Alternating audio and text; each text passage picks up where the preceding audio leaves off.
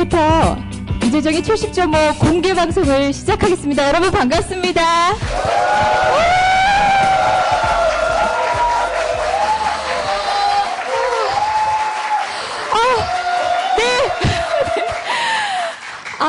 네.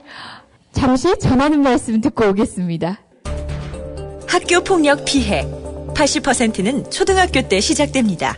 초등학생 가해자는 3배 이상 늘었습니다. 스마트폰 왕따 문자 6배 이상 늘었습니다.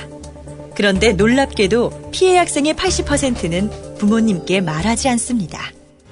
이젠 걱정하지 마세요.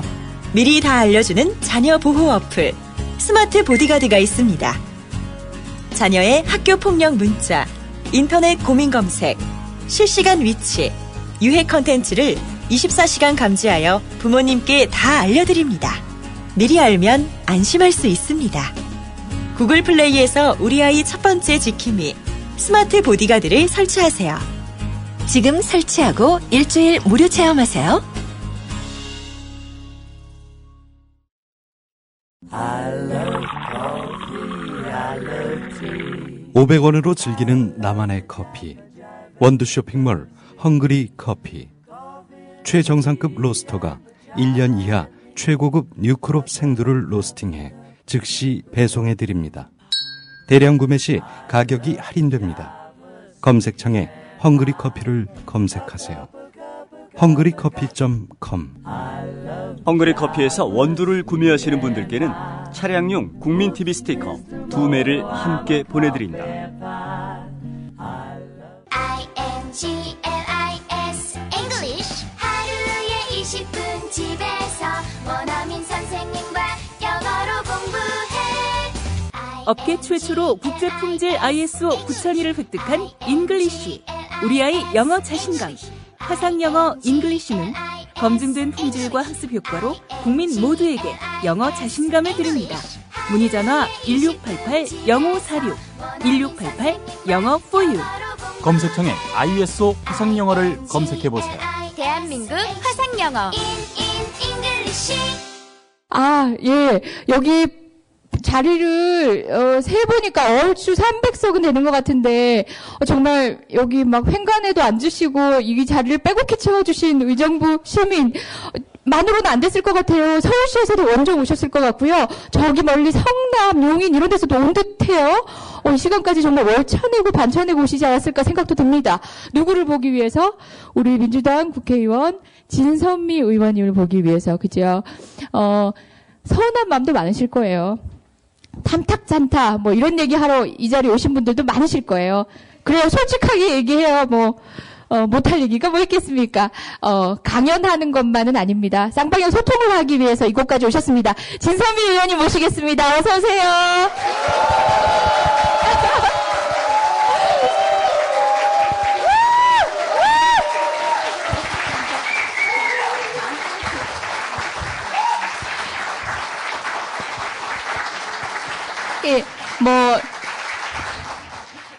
그냥 여기서 도런도런 얘기 나누면 더 좋을 것 같은데요. 또 같이 이 공간의 느낌을 같이 느끼고 싶어 하시나 봐요. 그래서 같이 방송으로 만들기로 했습니다. 하지만 이 공간의 주인공은 여러분들입니다. 저기 진선미 의원 모시고 원래는 제 방송 들어보신 분도 있겠고 안 들어보신 분도 있겠지만 원래는 제 방송은 그냥 편안하게 얘기하는 토크쇼입니다. 토크쇼인데 진선미 의원님한테는 여러분 그간의 국정원 문제 어쨌든 최전선에서 싸우시지 않았겠습니까? 그간의 경과들도 듣고 싶고 또 지금 이런 상황에서 어떤 계획들을 가지고 계신지 궁금하시죠? 그래서 한 30-40분 정도 처음 한 1부 정도 순서에는 진선미 의원님의 강연을 통해서 일단 정보를 여러분들이 취합을 하시고 그 다음 2부 순서에서는 강연을 바탕으로 해서 질문도 하시고요. 여러분들 의견도 개진하시고 또는 개인적인 소소한 이야기도 공유하면서 편안하게 진행을 하겠습니다. 예, 의원님. 먼 곳에서 오셨죠? 오늘 하루도 바쁘셨죠? 네, 오늘 하루도 생각보다 많이 바빠서 이곳저곳 왔다 갔다 했어요. 네. 네, 요새 어떻게 지내시고 계신 거죠? 아시겠지만 일단 국정감사는 끝났고요. 그래서 네. 소소한 여러 가지 그래도 여전히 정기국회가 이루어지고 있기 때문에 제가 하고 있는 을지로위원회 활동이랑 여러 가지 활동들을 하고 있습니다. 네. 많은 얘기 궁금하실 텐데, 저희가 일단 의원님한테 저희가 속보의 시국 강연이라는 이름을 붙였는데요. 먼저 우리 모두에게 귀한 정보 한번 주시고요. 그리고 편안하게 또 말씀을 나누도록 하겠습니다. 네. 네. 네, 반갑습니다. 사실은 지난 국정원 대선 개입 사건이 계속 진행이 되는 과정에서 여러 지역에서 불러주셔서 시국 강연이라는 이름으로 또 여러 가지의 이름으로 전국을 다니고 있는데, 사실 이렇게 앉아서 말씀을 드리는 기회는 참 드물었던 것 같아요. 대부분 이제 강연대에 서서 이 프로젝트 이렇게 보고 이렇게 얘기하고 그랬는데요. 어쨌든 이 분위기도 상당히 신선합니다. 그리고 옆에 한 분이 계셔서 덜 외롭고. 네.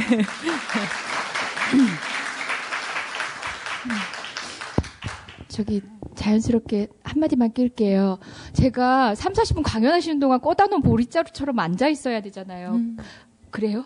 아니요, 편하게. 그러면 후배 변호사이기도 하니까 그냥 앉아 있어라 라고 얘기하고 싶지만, 네, 편하게 가십시오. 네. 예, 앉아 있겠습니다. 아니, 편하게 가세요. 제가 오늘 저희가 이런 걸 보여드릴 수 있는 장치가 있냐 이렇게 말씀을 드렸더니 없다고 해서 나름 저희 의원실에서 급 마련한 그걸 뭐라 그럴까요? 수동 프로젝트 해야 되나? 네. 여기까지 오신 분들이시니까 더더욱이나 이 사건에 대해서 그 누구보다 관심이 많으실 거라고 생각합니다. 실제로 오신 분들 역시 전 의정부에 또는 또 본인들이 살고 계시는 그 지역에 거의 대표격으로 오신 거라고 저는 생각하고요. 또 특히나 이 사건이 벌써 12개월째로 접어듭니다. 그래서 그 기간 동안 이렇게 여전히 관심을 유지해 주시는 여러분들께 너무 감사하는 마음을 항상 갖고 있습니다. 아시겠지만, 국정원의 전체적인 사건의 맥락을 조금 들여다보고 지금 재판이 진행이 되고 있는 과정 속에서 또 좀 새롭게 드러나는 것, 이런 얘기들을 좀 전체적으로 해볼까 합니다.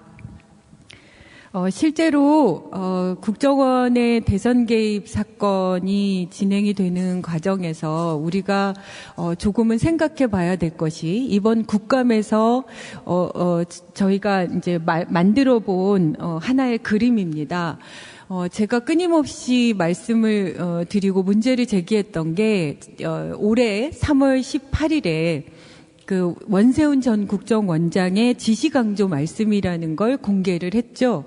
그런데 그것에 의해서 저는 계속 문제 제기를 하고 의심을 했던 것이 트윗도 그렇고 인터넷도 그렇고 SNS 상으로 대북 심리 전단들이 전면적으로 이른바 대북 심리전이라는 명목하에 대남 국민들을 향해서 심리전을 벌였다라는 그런 의혹과 함께 저는 거기에 덧붙여서 그 원세훈 전 원장의 지시강조 말씀이라는 게 의미가 전 부서장 회의, 매달 열리는 전 부서장 회의에서 끊임없이 지시들을 내렸고 그 지시들을 요약해서 간단하게 그 국정원 직원들한테 보도록 상시적으로 볼 수 있도록 내부 인터넷 게시판에 그 글을 올려놓은 것이거든요. 그렇다고 하면 그 원세훈 전 원장의 철저히 정치 편향적인 그런 행동들이 과연 대북 심리전에만 있었겠느냐, 인터넷 상으로만, 온라인 상으로만, 전 전면적으로 이루어졌을 가능성이 훨씬 높다고 봤고요. 그래서 그것에 대한 배경이 그래서 우리가 추가 문건으로 제기했던 그 문건이 너무나 중요한 건데요. 그게 박원순 대응 문건과 반값 등록금에 대한 문건이죠. 그런데 국정원에서는 여전히 그 문건들이 자신들이 만들었던, 그러니까 국정원에서 생산된 원본이 아니다라는 얘기로 모든 그 수사에 협조를 하고 있지 않습니다. 그래서 아예 소환조차 못하고 망연자실이 있는 거고요.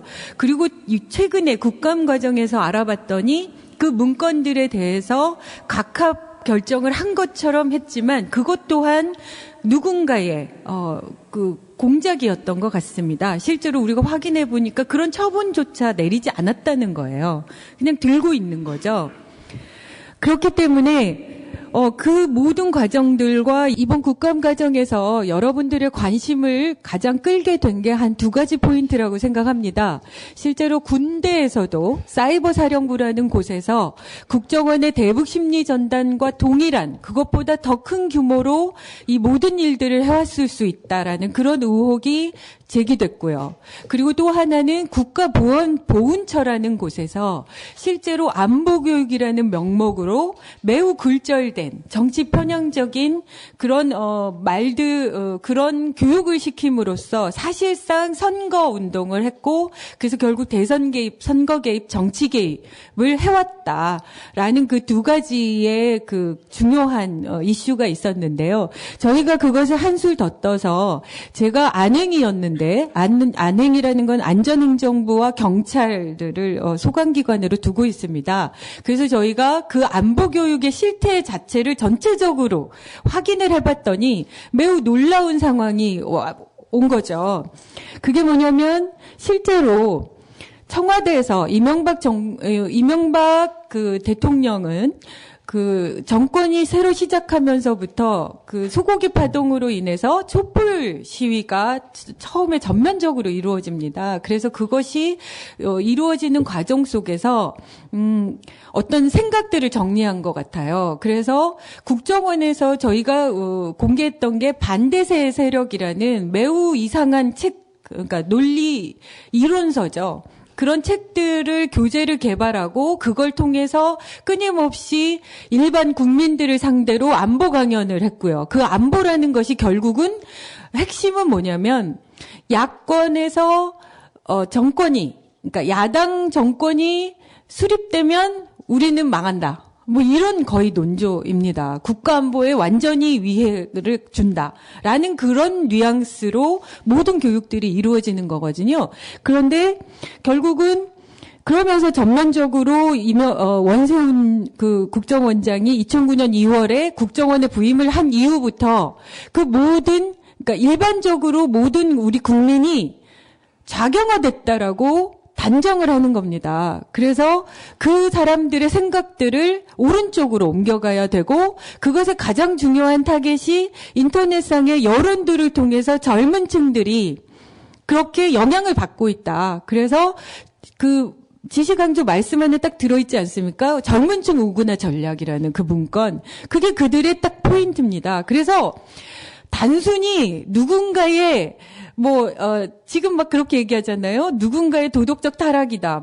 개인적으로 한 거다. 이렇게 절대 그럴 수가 없는 것 같습니다.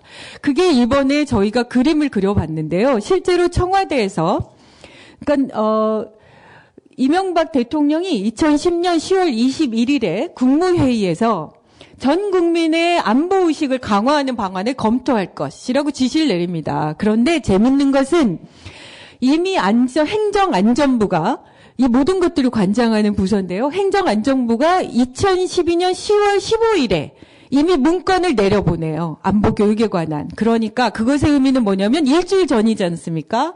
그러니까 이명박 대통령이 지시를 내리기 전에 이미 다 논의가 이루어진 거죠. 그래서 총리실과 국정원과 행안부가 돼서 사전 기획을 한 겁니다. 그래서 이명박 대통령을 통해서 그 모든 그림이 그려지고 난 후에 지시가 내려지고 그때부터 전면적으로 안보교육이라는 것도 온라인상에서 다 이루어진 거죠. 국가보훈처만이 아닙니다. 저희가 확인해 보니까. 그래서 총리실이 안보교육이라는 미명하에 사실상은 국가의 돈을 들여서 매우 우경화된 교제를 통해서 실제로는 야당의 내지는 모든 비판적인 시각을 가진 시민사회 세력들을 철저히 좌경, 친북, 좌빨로 몰아세우고, 그래서 절대 야권이 지지하는 후보가 당선이 되면 안 된다는 이런 논리를 세워서 그거를 모든 그러니까 가능한 사람들에게 다 전파를 한 겁니다. 그게 총리실이 총괄이 되고, 그리고 국정원과 행안부가 주체가 돼서 행안부는 공직자들, 공무원들을 상대로 교육을 하고요. 기획재정부는 공공기관, 공기업, 국가보훈처는 대국민, 국민을 상대로 했고, 대한민국 국방부는 군인하고 예비군을 상대로 했고요. 교육과학기술부는 학생하고 교직원을 상대로 했고, 소방제청은 민방위 교육. 대단하죠? 그리고 그러니까 각 부처에서는 소속 공무원 산하기관, 심지어 경기도까지도 그 교재가 새로 만들어졌다는 거 아닙니까? 매우 자랑스럽게 얘기하면서 그걸 통해서 공무원들이 안보교육 받아야 되지 않습니까? 얘기합니다. 안보교육 중요하죠. 하지만 그러니까 이게 문제라는 겁니다. 검찰이 원세훈 전 원장 아래 국정원에 대해서 첫 재판에 모두 진술해서 신메카시즘이라는 표현을 쓰는 것은 종북이라는, 그럼 당신이 생각하는 종북이 뭐냐라고 얘기하는데 모든 증인들이 말을 하지 못합니다. 심지어 제2차장인 이종명부터 민병주 대북심리전 단장이라는 사람, 그리고 그 대북심리전에서 실제로 일을 했던 그 모든 국정원 직원들이 네가 생각하는 종북이 뭐냐라고 얘기했는데 아무도 말을 하지 않습니다. 근데 그것이 핵심이고 그것이 이 나라의 가장 무서운 이적행위의 표본이라는 거죠. 자기에게 반대되면 종북이라고 붙일 수 있다는 거예요. 그리고 북한에게만 유사한 얘기만 하면 종북이 되는 거예요. 그러니까 정말 그들은 뭐냐면 우리에게 중요한, 우리 국민들 한 사람 한 사람에게 가장 치명타가 될 수 있는 종북이라는 용어를 북한에게 맡겨주는 겁니다. 그러니까 이걸 바꿔놓으면 북한에서 저 사람 찍으려면 그 사람이 얘기하는 얘기를 옳다구나, 너 좋다, 너 참 잘한다 이렇게 얘기하면 종북이 되는 거예요. 그 사람이. 이런 말도 안 되는, 거기에 노골적으로 그렇게 돼 있습니다. 북한의 주장과 유사한 주장을 하는. 그럼 북한이 우리가 좋은 걸 얘기하고 있으면 그걸 북한이 얘기하잖아요. 그럼 그게 종북이 되는 거예요. 그게 문제라는 거예요. 특정하는 게 없습니다. 종북이라는 게 북한이라는 존재와 우리에게 그 6.25라는 트라우마가 있는 우리 사회에서 한 사람에게, 한 세력에게 종북이라는 것이 씌워지면 그것이 얼마나 치명타인지 지금 통진당과 이 모든 것들이 보여주지 않습니까? 그 일들을 국민이 내는 세금을 받고 국민에 의해서 국가 안보라는 것을 독점해가며 자기들만이 애국시민이라고 애국자라고 얘기하는 그 사람들이 한 행위가 그겁니다. 이명박 정권과 새누리당과 이 여당들이 하는 모든 행위들에 대해서 반대하거나 비판하는 모든 세력들을 슬쩍 종북이라고 얘기할 수 있는 거죠. 그러니까 원세훈 전 원장의 그 내용에 다 고스란히 들어있지 않습니까? 그 사람은 지시강조 말씀 자체를 부인하진 않습니다. 근데 그 안에 다 그 입장이 다 들어있습니다. 지금 정교조 법의 노조 된 거 저는 철저한 계획하에 이루어졌다고 생각합니다. 그 안에 이미 들어있었잖아요. 4대강에 대해서 반대한다고 야당 의원을 강에 처박아야 된다고. 이렇게 공공연하게 국정원장이 국정원 직원을 상대로 그렇게 얘기한 거죠. 그리고 참여연대, 정교조, 이 모든 그 합법적인, 그 당시는 합법적이었지 않습니까? 그 합법적인 세력들에 대해서, 단체들에 대해서 노골적으로 친북, 종북 세 단체라고 하고 내부의 적이라고 합니다. 외부의 적보다 더 무서운 내부의 적이어서 척결의 대상이라고 얘기합니다. 그게 원세훈 원장이 그 국정원 직원들한테 한 거예요. 그렇기 때문에 저는 전방위적으로 이거는 신관건 선거였다고 보는 거죠. 그러니까 모든 것들이 형해화되어 있습니다. 온갖 좋은 용어들은 다 자기들이 쓰면서 그 용어의 실제 내용들은 하나도 없는 거죠. 그래서 정치적 중립이라는 그 개념 자체를 그동안 피와 땀과 노력을 들여서 우리가 투쟁해서 얻어낸 것입니다. 민주주의를 위해서. 왜냐? 우린 그 남북한의 어떤 대립각을 가지고 있기 때문에 그 안에서 사실상 그런 일들도 있었겠죠. 간첩도 있고 또 친북 북한에 동조하는 사람들도 있었겠죠. 하지만 그것은 철저하게 가려내야 되는 것이지 마치 모든 국민들이 그 사람들에 의해서 좌지우지되고 위험 요소인 것처럼 그렇게 전방위적으로 공격해서는 안 되는 거죠. 그래서 지난 중앙정보부 안기부에서 그 사람들이 그 공권력의 남용에 의해서 생명까지 잃은 거 아닙니까? 그 생명을 잃어서 지금 수십 년이 돼서야 겨우 사실관계가 밝혀져서 무죄 판결 받고 어떤 분은 움직이지도 못하는 그 후유증으로 움직이지도 못하는 상태로 무죄를 받고 눈물을 흘리는 게 지금 우리나라의 현실이라는 겁니다.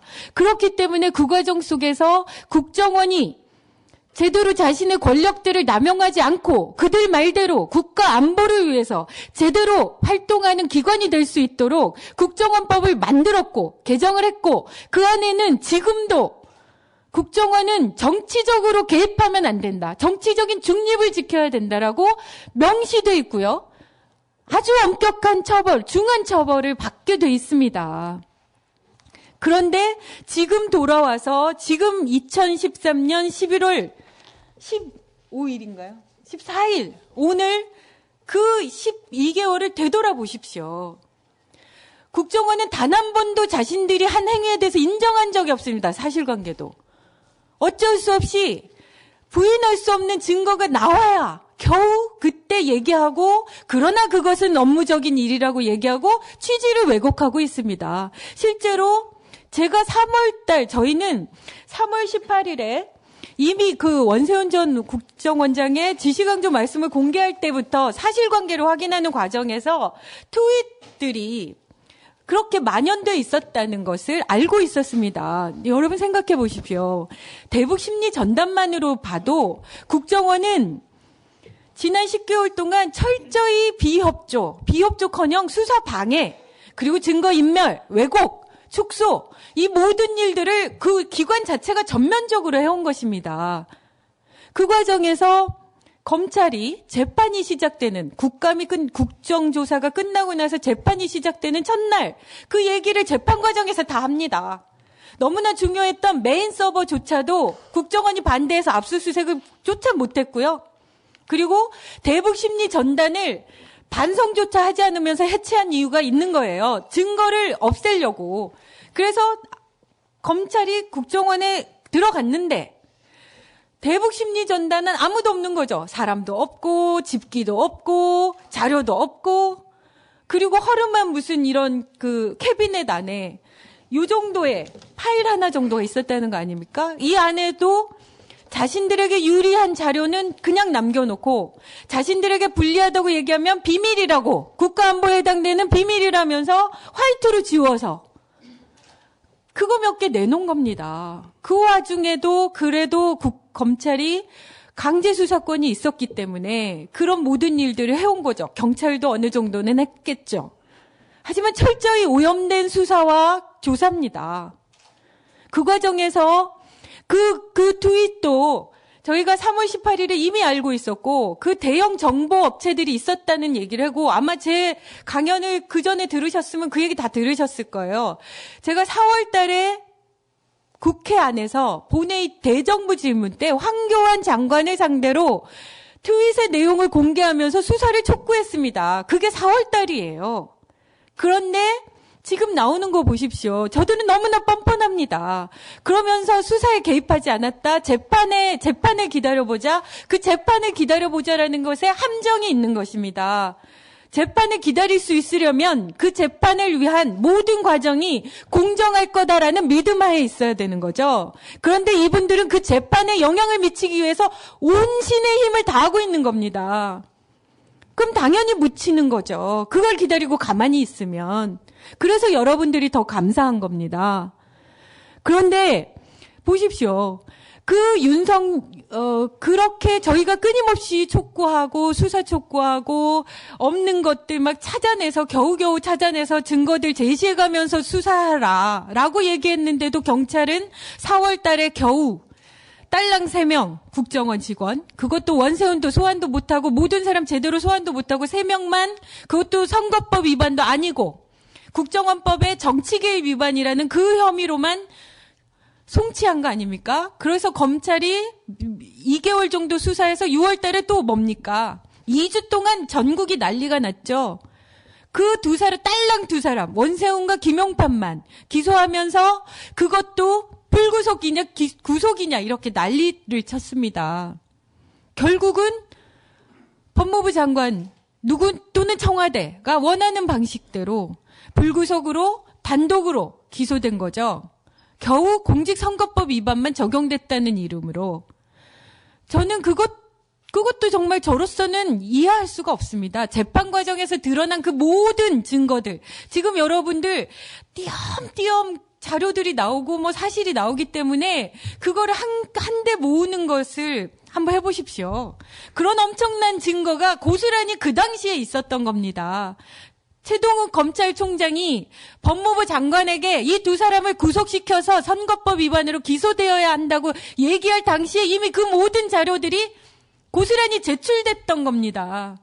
그런데도 선거법 위반이 아니다라고 얘기했던 거 아닙니까? 그런데 그게 계속 연장이 됐던 거죠. 그리고 그때 기억하실지 모르겠습니다. 그 기소를 하면서 이미 그 특별수사팀이 이렇게 얘기했습니다. 트위터 조사 중이고, 하지만 그것이 트위터 본사가 미국에 있기 때문에 사법 공조를 받아야 돼서 시간이 필요하고 그게 밝혀지면 추가 기소할 거다. 이미 그 당시에 그 얘기를 했습니다.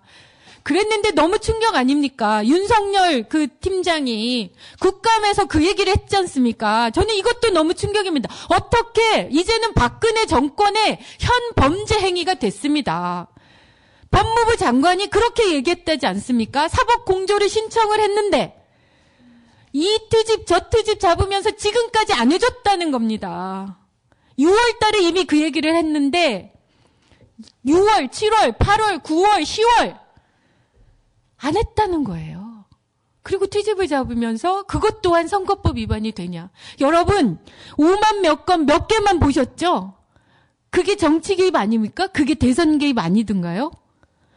일반인도 국민 초등학생들도 보면 알 수 있는 건데 전부 문재인과 박근혜에 대한, 문재인을 비난하고 박근혜를 칭송하는 그 내용들이 들어있는 건데 그게 어떻게 선거법 위반이 아니라고 계속 미루고 이 트집 잡고 저 트집 잡을 수 있는 거냐고요.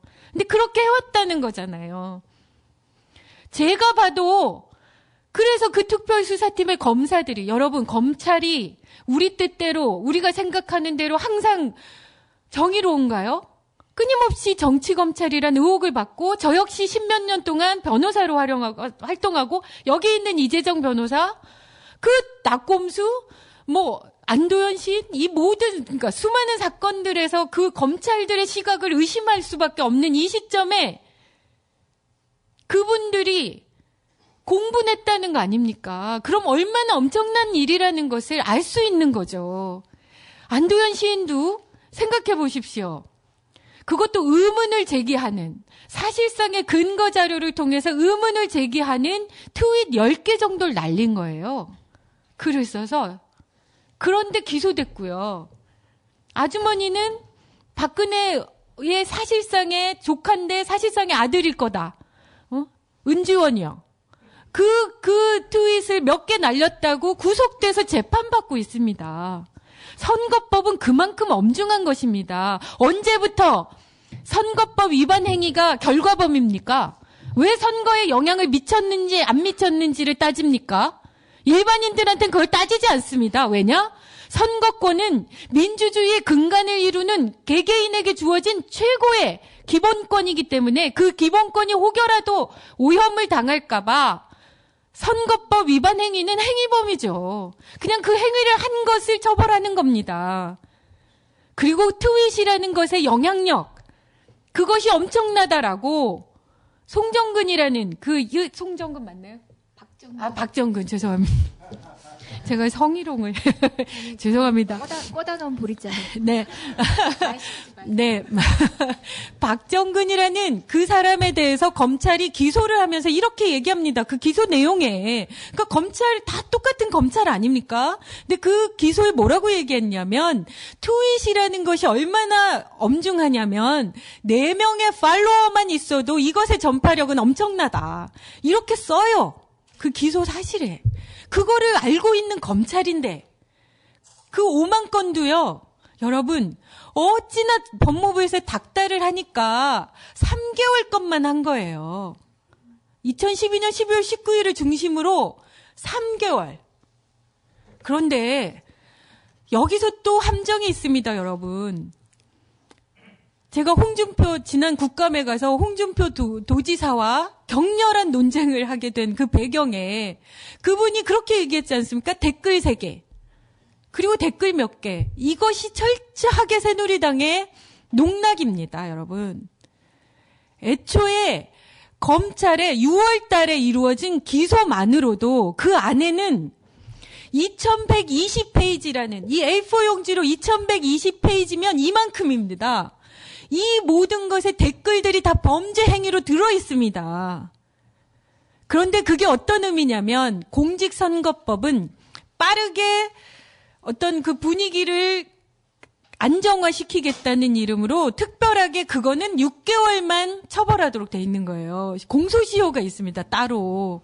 그래서 6개월이 지난 거는 처벌을 할 수가 없어요.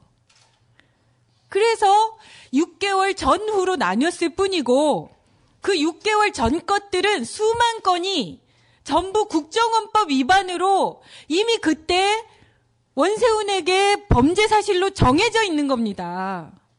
기소돼 있는 거예요. 그런데 이 사람들이 영악하게 딱 그 선거법 위반에 대한 이 73개라는 것만 계속 얘기를 한 겁니다.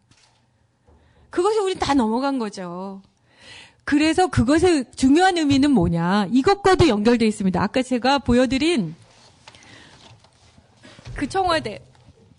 그러니까 거기에서 기소장의 내용은 뭐냐면 그 수만 개의 리트윗 댓글 그것도 국정원의 철저한 방해에 의해서 그 당시 기소 당시는 대북 심리 전단은 이미 70여 명이 3개 팀을 꾸려서 그중 각 4개 파트로 나눠서 철저히 조직적으로 각자가 침공해야 되는, 각자가 전투를 벌여야 되는 그 공간들을 나눈 겁니다. 포털 사이트 담당, 인터넷 소규모 카페 담당, 중소 커뮤니티 담당. 그래서 우리가 알고 있는 그 김하영은 3팀의 5파트입니다. 5파트에 소속된 팀원이었어요.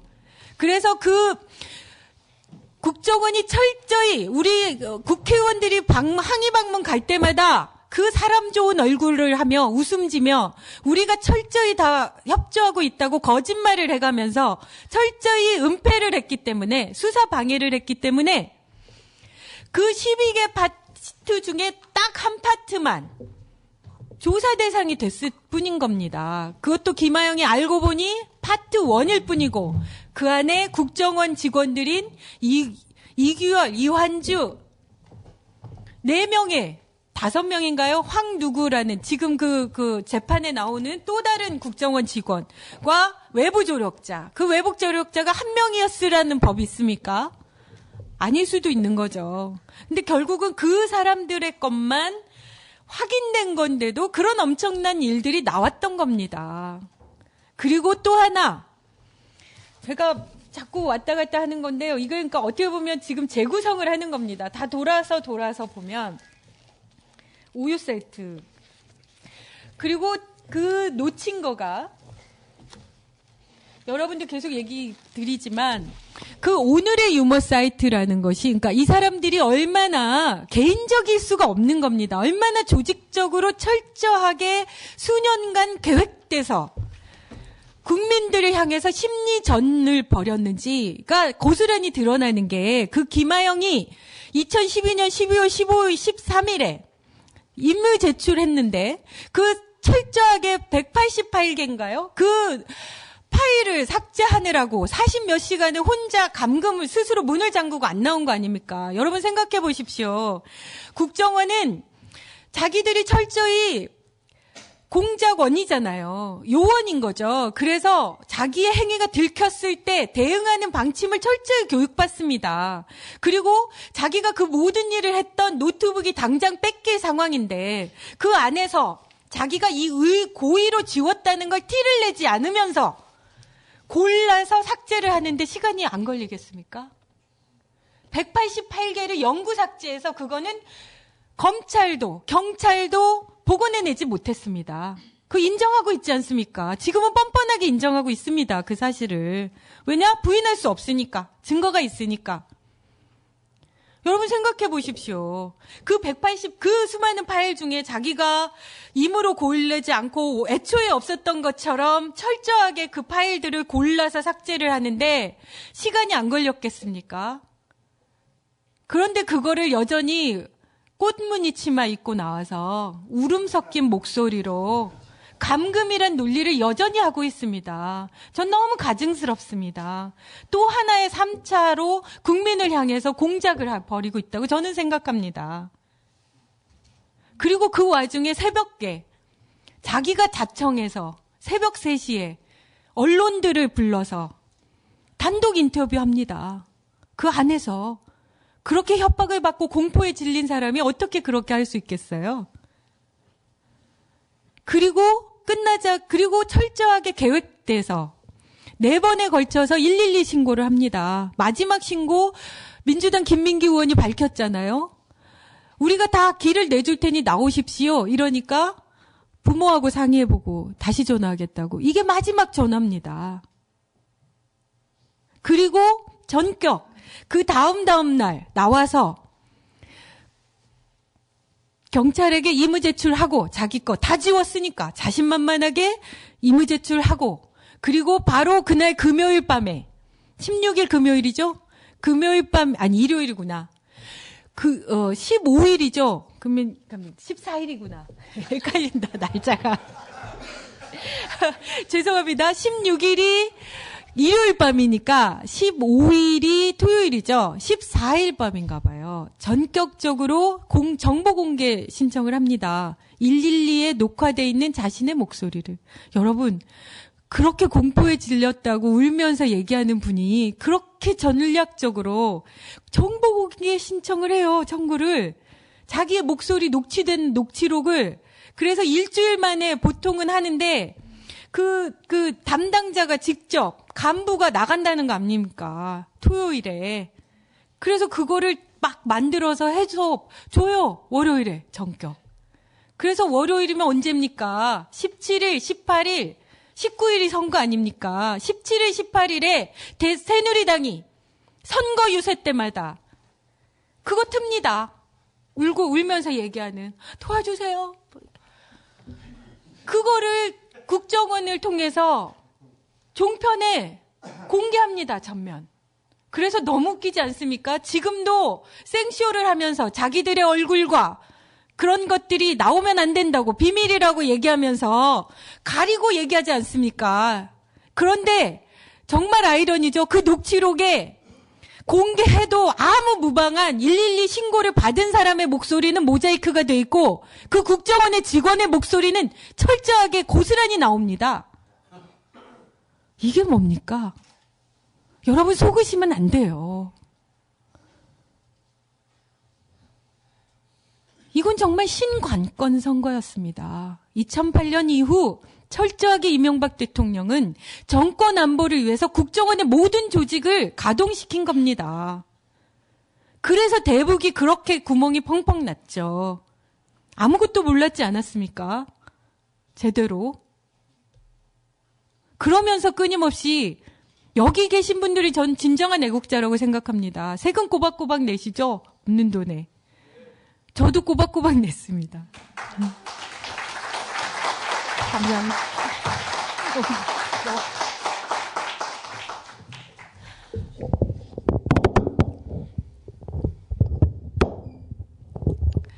그래서 저는 박근혜 대통령이 너무나 문제 있다고 생각합니다.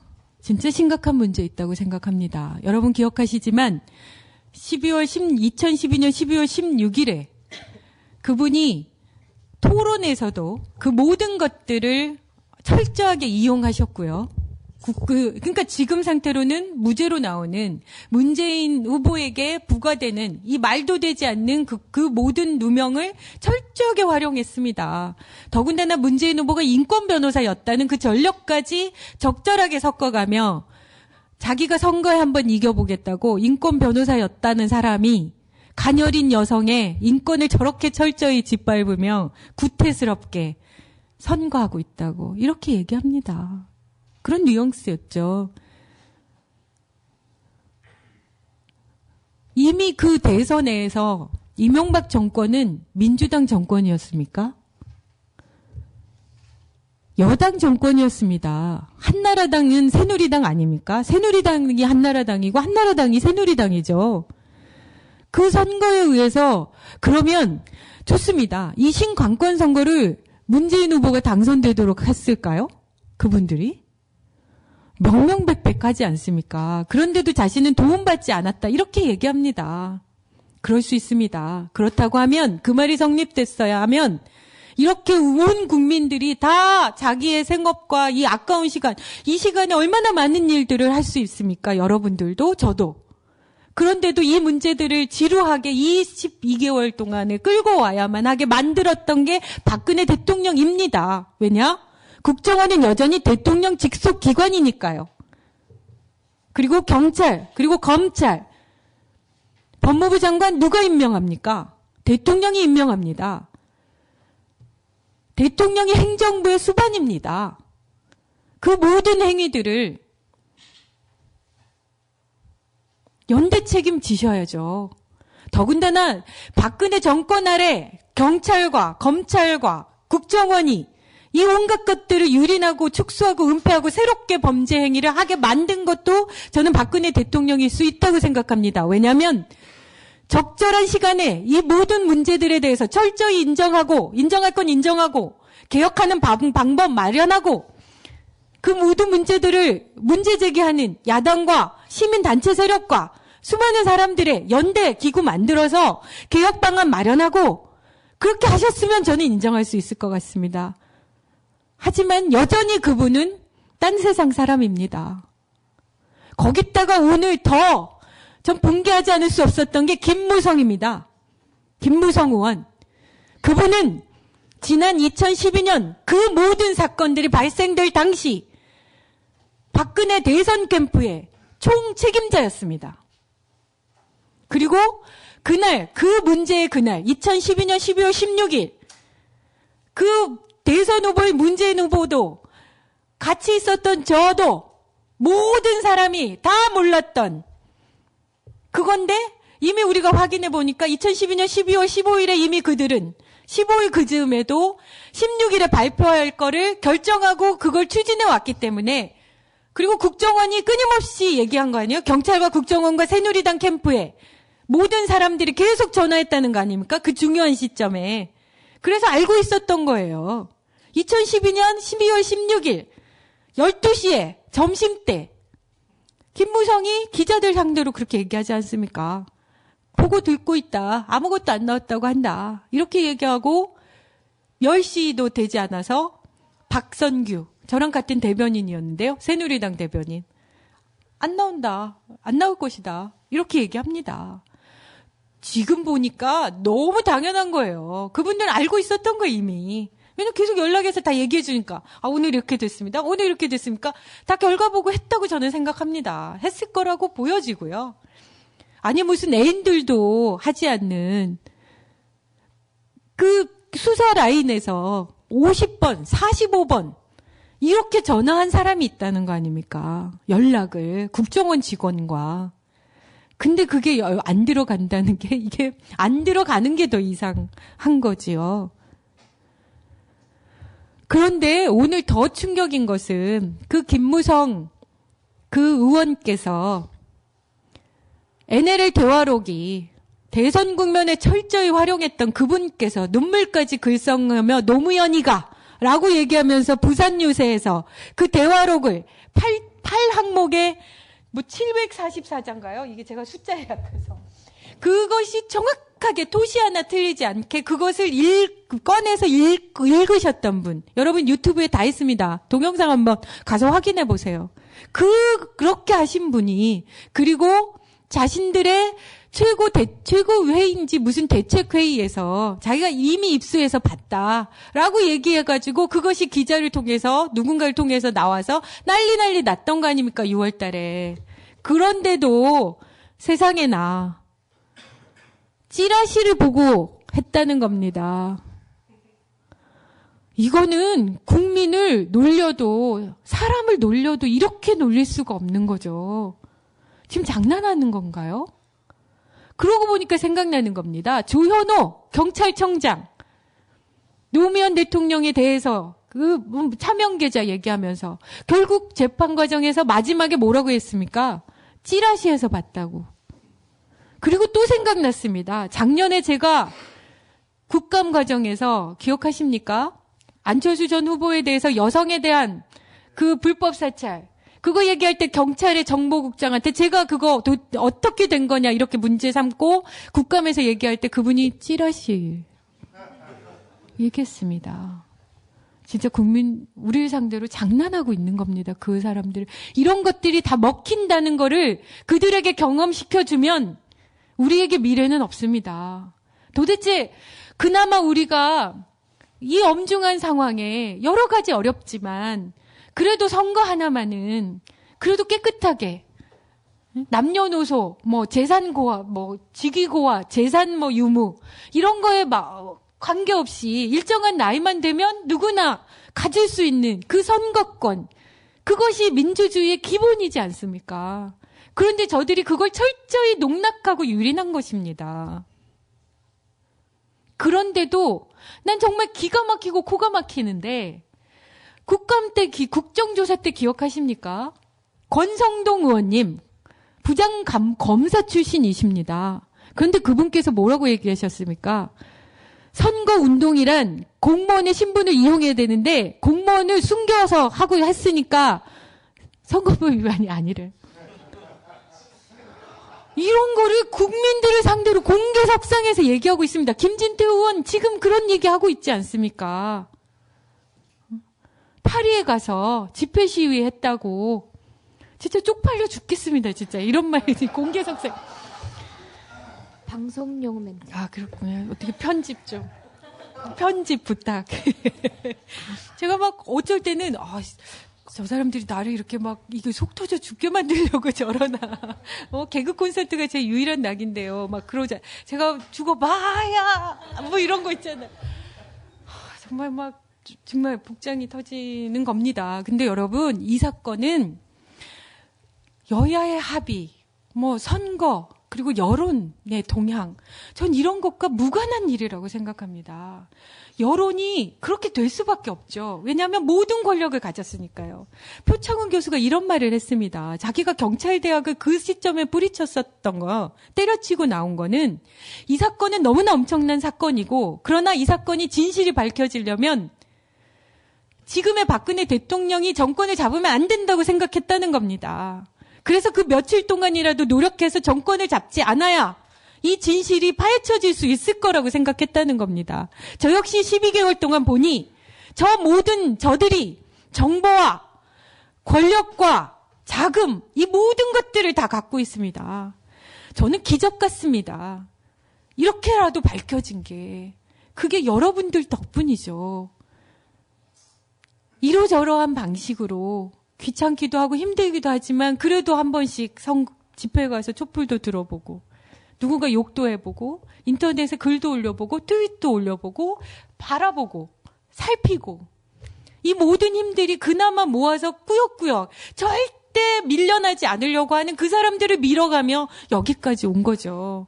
저는 이 사건은 민주당이 나중에 지방선거 대선 이게 중요한 게 아니고요. 이건 모든 국민의 아주 근간의 문제인 겁니다. 아주 사회의 원칙적인 문제입니다. 그래서 저는 이 사건이 혹여 또 이런 그 세력 다툼에 밀려서 지금 당장 우리가 바라는 그 시점에 우리가 바라는 그 방식으로 우리가 바라는 그 정도로 진실이 밝혀지지 않더라도 그러나 이 모든 행위는 다 의미가 있다고 생각합니다. 전 역사의 안배가 있다고 보고요. 그 역사에 의해서 또 때로는 이 시점에서 안 밝혀질 수도 있겠지만 반드시 어느 순간인간 밝혀지고 그 밝혀졌을 때는 그 모든 지금까지의 이 모든 역사의 순간순간들이 우리의 미래, 우리의 후손들에게 좋은 영향을 미칠 거라고 생각하고요. 그 과정에서 여러분들이 충분히 기여를 하신 거라고 생각하고요. 그리고 전환 시점은 얼마든지 있다고 봅니다. 저는 그 다양한 모습에, 그 다양한 이중적, 다중적인 모습을 가진 검찰조차도 그 특별수사팀들이 이 트윗 내용을 보고 공분했다는 거 아닙니까? 그리고 그 국정원 원장 아래 그 국정원을 상대로 신메카시즘이라고 얘기합니다. 종북이라는 그 프레임을 자기들 마음대로 자신들의 정권이 지향하는 정책 그리고 여당이 지향하는 그 정책들에 대해서 반대하거나 비판하는 그 모든 세력들에게 자기들 마음대로 자의적으로 붙여서 탄압한 거잖아요.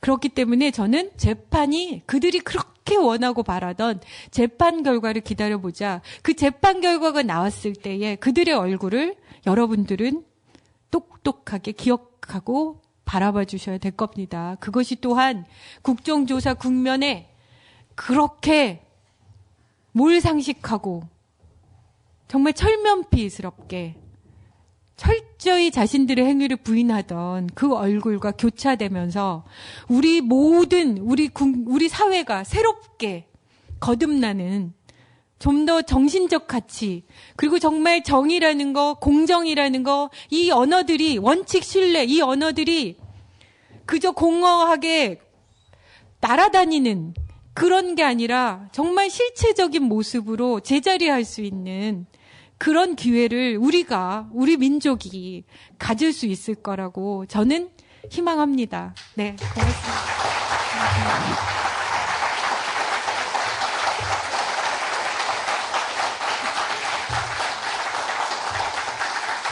제대로 못한 저는 이 자리에 왜 있었던 걸까요? 여기서 잠깐. 저는 2장 넘겼습니다. 그리고 딱 한 번 물으셨어요. 박정근이냐 김정근이냐. 그리고 또 하나 물으셨던 것 같은데 14일이 금요일이냐 토요일이냐. 예, 대답 못했습니다. 저는 왜 있었던 걸까요? 미목. 아, 미목. 저는 예, 박수 좋습니다. 예, 상임 이사님들은 다들 직함들이 있으세요. 경영 담당 이사님, 방송 편성, 뭐 등등 있으신데, 저는 사회 이사긴 하지만 맡은 바가 있습니다. 미모 담당 이사. 스스로 그렇게 생각하고 있습니다. 막수 안 치셔도 나가도 되죠. 아니. 방송 안 해도 되죠. 저희 방송의 컨셉은 모든 게 이재정 자찬이라고 미리 컨셉을 말씀드렸어요. 그랬더니 이제 방송 도중에 나가도 되느냐라고 얘기하시길래 제가 정치적 생명을 포기하시고 나가셔도 된다고 자유를 드렸어요. 자유를 드렸습니다. 향후는 제가 책임지지 못합니다. 뭐 방송에 쓸 수 있을지 안 쓸지 뭐 저 이거 생각 안 하기로 했어요. 여러분들 반응 보면서 우리 편하게 말씀 나누면 좋겠다 생각했어요. 그래서 꼭 물어보고 싶었는데요. 저는 지금 이렇게 앉아 있어요. 의원님 뒤로 플랜카드가 있습니다. 흡사 도플갱어처럼 또 한 분의 의원님이 지금 천장에 매달려 계신데요. 저는 이렇게 보여요. 이제 아마 사진 찍으면 나름 이쁘게 나올 것 같은데 동일 인물 같아 보이십니까? 어쩌라고요. 저는 아까 실물이 더 예쁘다고 하셨어요. 어느 분이.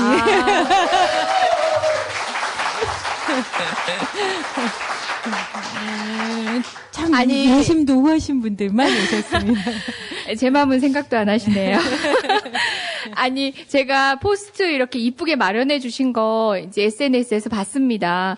그리고 진짜 뭐 실물보다 월등한 저 분을 보면서 의원님께서도 마음에 들어 하시겠다 생각은 했습니다.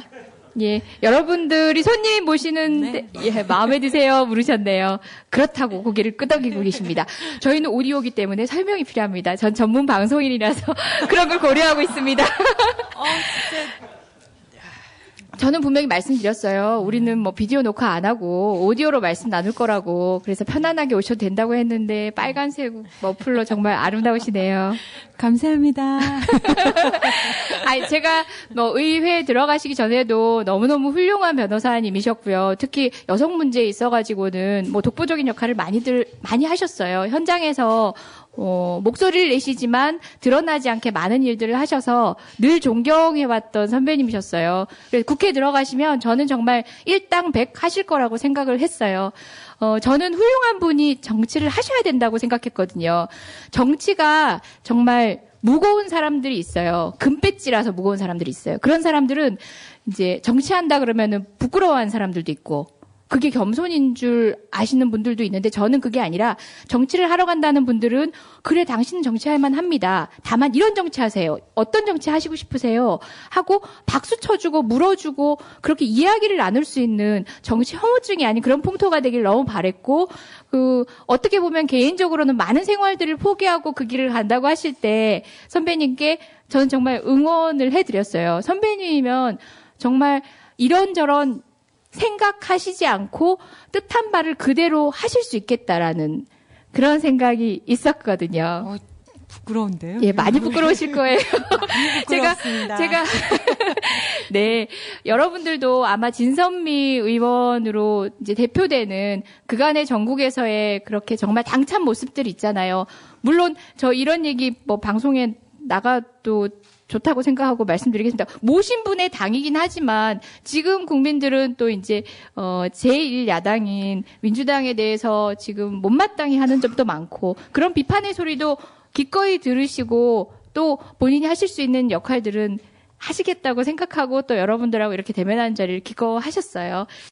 이건 제가 사전에 말씀드렸어야 되는데 강연이었잖아요. 이게 일방적인 정보의 전달인데 좀 지루하고 조는 분도 몇 분 계시고 이러면은 제가 이제 졸음도 깨울 겸 저희가 특별히 마련한 그 특별 게스트 공연이 있거든요. 특별 게스트 공연이 준비돼 있었는데 강연을 너무 초롱초롱 들으셨어요. 특별 게스트 공연쯤은 그냥 생략해도 좋겠다. 준비는 되게 열심히 해오셨는데 오늘 게스트께서 생략해도 좋겠다 이 생각 좋습니다. 그래서 뭐 준비는 해오셨다는 거는 알려드리고요. 선택은 여러분들이 하시면 됩니다. 네, 스튜디오에 게스트를 모시면 그 댓글 조작 가능합니다. 그러니까 댓글을 보고 저에 대한 칭찬만 제가 읽습니다. 그리고 게스트에 대한 호응은 제 마음대로. 근데 역시 현장에 있으니까 이 현장의 국민들의 여론은 제가 어찌 할 수 있는 게 아니네요. 거기서 우리나라의 희망을 봅니다. 급수습. 예, 실은 이제 강연을 짧게 하고 질문도 받고 그다음에 뭐 알콩달콩 어쨌든 저희 막 커리큘럼을 쫙 짰어요. 짰는데 어떻게 더 시간이 이렇게 많이 흘렀는지 저희가 약간의 쉬는 시간도 두고 또 이제 다음 토크 이렇게 분위기 바꿔서 진행하고 하려고 했는데요. 그냥 가는 걸로 하겠습니다. 그냥 가는 걸로. 어색하지만 지금부터 편안한 얘기 해도 되죠. 모두 전환이 가능하신 분입니다. 네. 민변의 변호사님들 대부분은 되게 진지하세요. 그러니까 여러분들이 생각하는 변호사의 모습들이세요. 그래서 굉장히 성실하시고 정말 부지런하시고 그런데 이제 그렇지 아니다.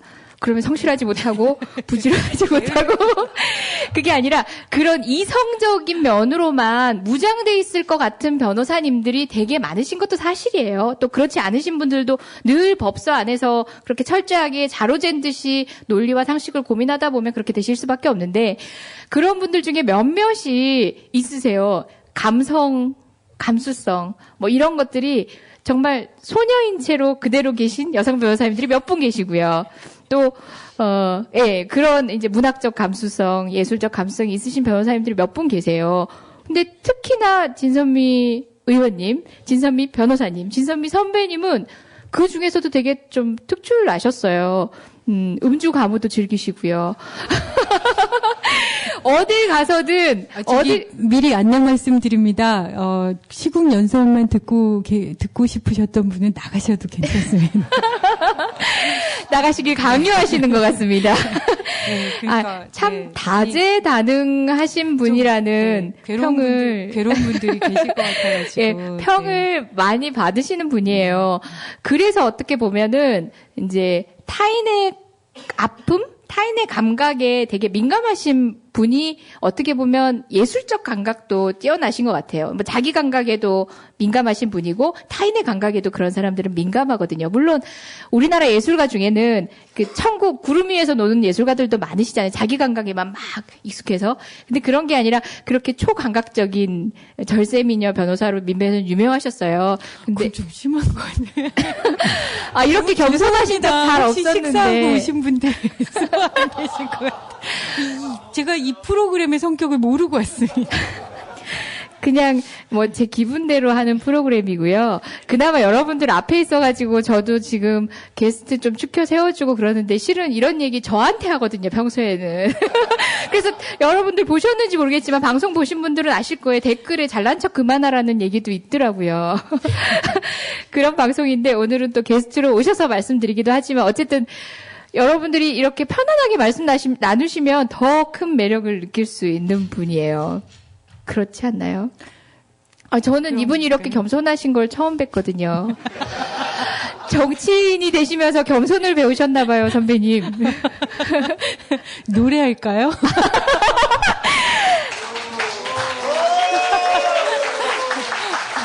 근데 그래도 조금 이제 전초로 대화를 조금 하고 난 뒤에 노래를 시켜야지 그 뭐 무슨 막년회나 한다고 뜬금없이 노래 탁 시키면 가수가 얼마나 어색하고 그래요. 그냥 신변잡기적인 얘기 조금 여쭤보고 노래 한 곡 들을 거예요. 근데 정말 일 보시는 분 같아요. 노트를 들고 지금 막 펜을 들고 뭐 메모하실 듯이 하는데 저희 그냥 편안한 얘기 할 거예요. 네, 아직 모두 전환이 안 돼가지고 모두 전환이 혼자 안 돼서요. 바로 얘기하다가 쌓인 울분과 또 이렇게 저 질문하신 분의 그 마음이 전달이 돼서 네. 그러니까 사실은 그걸 많이 들여다보고 있는데도 또 많이 아쉬우실 것 같고 막 그런 복잡한 생각이 계속 남아 있어서 그렇습니다.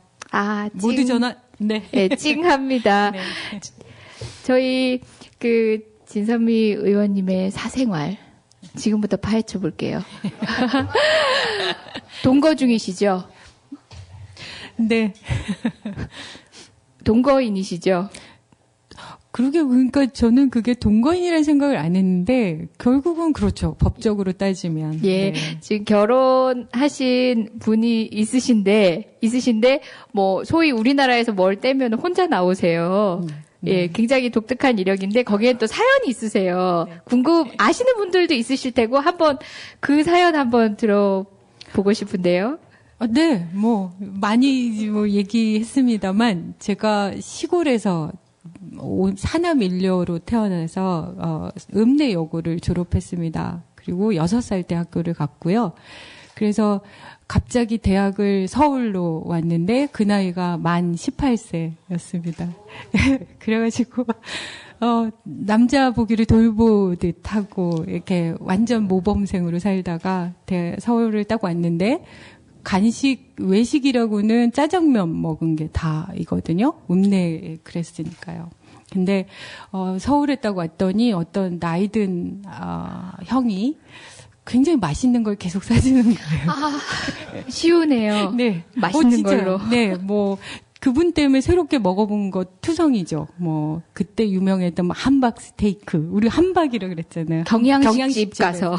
함박 스테이크, 돈가스, 이런 걸 막 사주는 거예요. 그래서 그거 얻어먹다가 지금은 밥을 해주고 있습니다. 그분께. 그래서 내년이면 그 사람을 만난 게 제가 84학번이니까요. 그 사람을 만난 게 30년이 되더라고요. 30년. 근데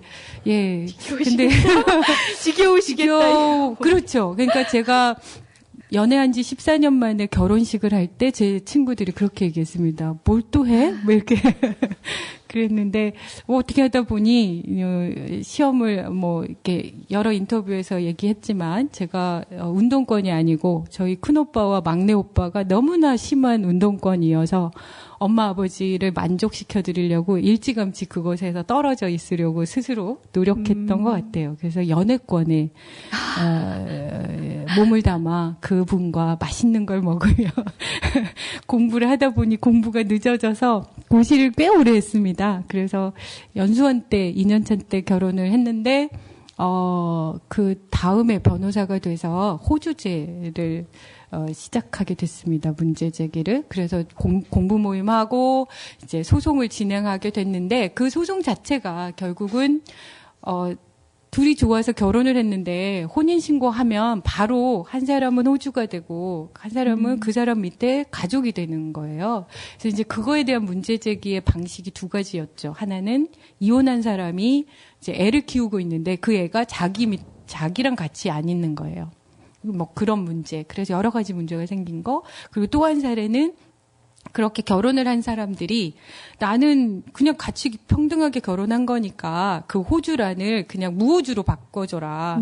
이렇게 이제 신청을 하는 방식으로 저희가 기획을 한 거거든요. 그래서 이제 고민을 했죠. 바빠서 못했는데, 그럼 우리도 혼인신고를 해서 그렇게 해볼까, 막 이렇게도 생각하고 그랬는데, 결국은 이제, 그냥 약간 농담 반, 진담 반, 호주제라는 제도가 바뀌면 우리 하자 이렇게 된 거죠. 그래서 뭐 그러자 이렇게 한 건데 이제 10년이 흘렀습니다. 왜냐하면 호주역이 바뀐 게 2008년이었거든요. 그럼 그 뒤로는 게을러서 네. 못. 그러니까 소송을 시작한 게 1999년인데 2008년에 호주역 제도가 바뀌었습니다. 그런데 이제 갑자기 그것 때문에 혼인신고를 하려니까 좀 쑥스러웠고요. 네. 그리고 제가 애가 없었거든요. 그래서 애가 있으면 아마 그 고민을 많이 했을 것 같아요. 왜냐하면 여러 가지 법적인 절차들이 필요하니까. 그런데 갑자기 특별한 이유도 없이 뭐 혼인신고를 해? 이런 생각이 들어서 그때는 이제 아주 수준 높게 우리의 관계가 그렇게 장부로 담보되는 사이는 아닌 거 아니야? 뭐 이렇게 그렇게 하면서 이렇게 몇 년이 훌쩍 지났는데 작년에 3월 달에 이제 비례대표 신청을 하면서 고민을 한번 해봤습니다. 왜냐하면 정치인들에 대해서는 사람들이 굉장히 뭐 이것저것 잣대를 많이 대시니까요. 보수적으로 보시니까. 그래서 해? 뭐 이런 생각을 했는데 갑자기 그렇게 생각하고 있는 제가 좀 우스웠어요. 적어도 그런 고민들을 하고 있는 사람들이 있을 텐데, 그러니까 하고 싶어도 뭐 반대라거나 생활 여력이나 여러 가지 여건에 의해서 그런 걸 못하는 분들도 계실 텐데, 그래서 그냥 그것도 좀 우습다 이래서 그냥 있는 그대로 하자 이래서 그냥 그렇게 된 겁니다. 네.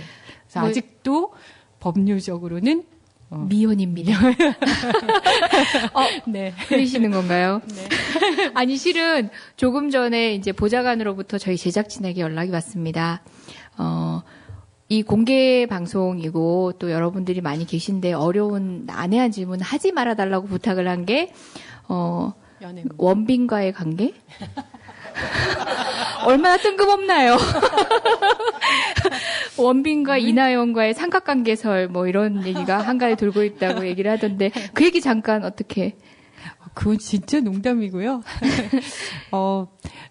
제가 변호사로 꽤 오랜 기간 일을 했습니다. 그런데 이제 이러저런 사람들과의 인연 덕분에 이상하게 그 많은 분들이 동경하는 그런 연예계의 사람들과의 연이 이루어졌죠. 그래서 실제로는 이제 하리수 씨 뭐 성명권 분쟁 그것도 하고 뭐 그리고 이제 영화 감독들의 그 어려운 상황들을 대변하기 위해서 그 네트워크 영화 감독 네트워크 그러니까 많이 좋아하시는 뭐 봉준호 감독 까라 뭐 다양한 그 젊은 감독들이 있는 그 영화 감독 네트워크에 고문 변호사를 몇 년 했습니다. 그래서 이제 그 과정에서 그분들이 저에게 수입료를 못 주는 대신 여기서 밝혀지나요? 영화 시사회에 데려가지는 그걸로 이게 했는데 이제 그 과정에서 여러 이제 배우들도 만나게 되고 또 그분들이 이제 법률적인 상담도 하고 뭐 이러저런 고민들도 하고 이렇게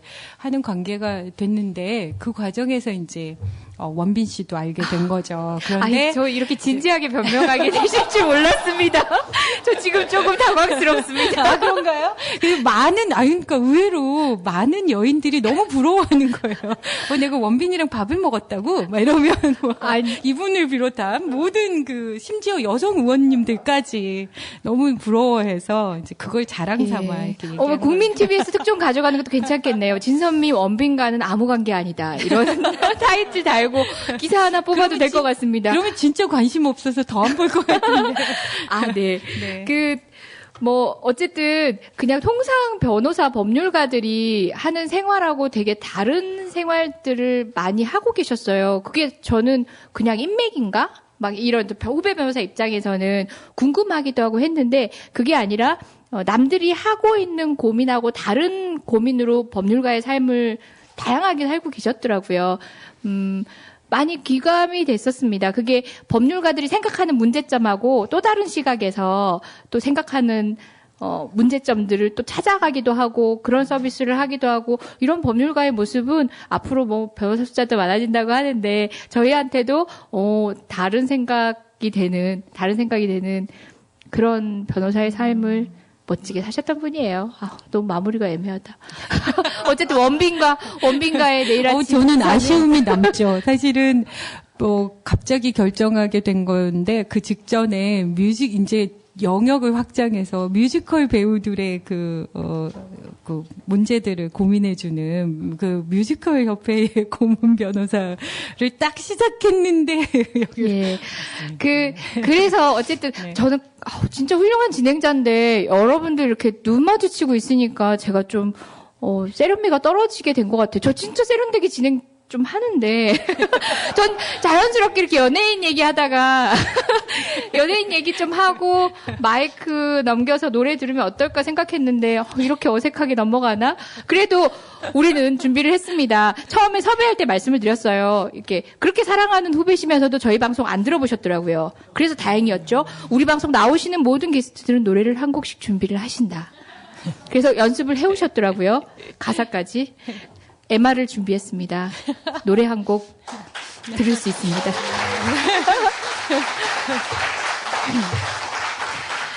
방금 말씀 들으셨죠? 뮤지컬 고문? 뮤지컬 배우 협회 고문 하시잖아요. 하실만 하십니다. 정말 노래 실력도 월등하시고요. 보셨네요. 네. 그러면 청해 듣도록 하겠습니다.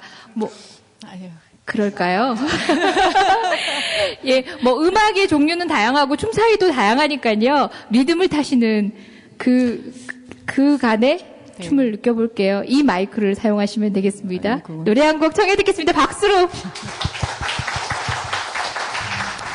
그러니까 사전에 잠깐 말씀드리면 여러분들이 많이 평소에 즐겁게 사셨으면 좋겠어요. 어쨌든 이 사건이 정말 엄정하기는 하지만 계속 그것에 매몰돼서 끝 긴장감을 계속 유지하다 보면 너무 빨리 지칠 거라고 생각하고요.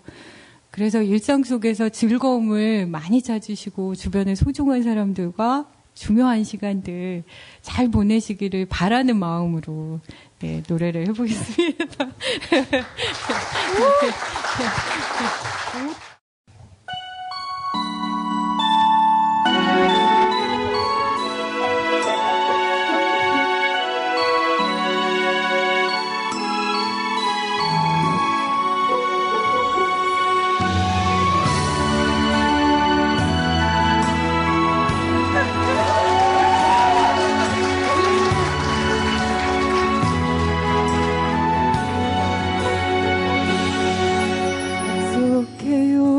이 순간이 다 지나고 다시 보게 되는 그날 모든 걸 버리고 그대 곁에 서서 남은 길을 가리란 것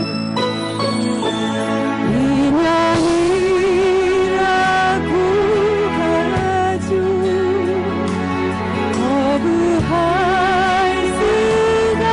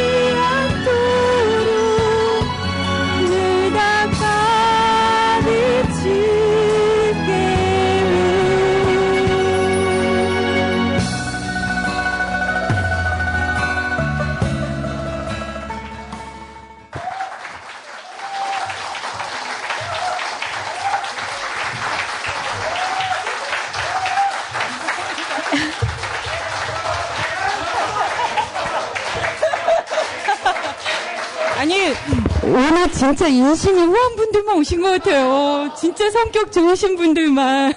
감사합니다.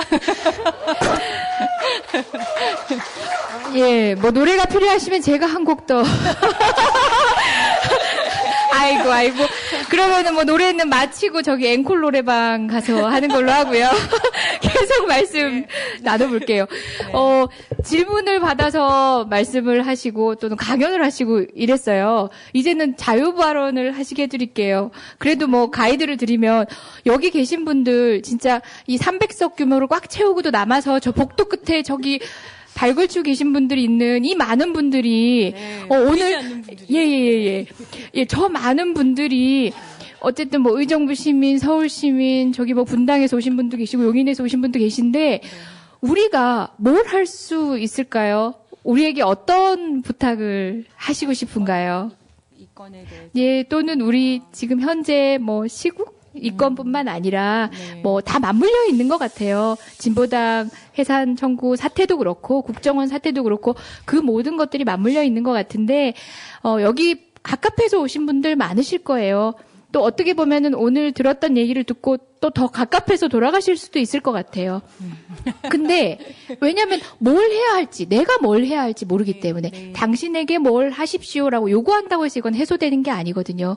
내가 지금 당장 뭐 진짜 투표라도 할 수 있으면 또다시 뭐 선거라도 하겠다마는 그게 아닌 우리 국민들은 한 분 한 분은 어떻게 이 시간에 어떤 역할을 하면서 보내셔야 될까요? 네.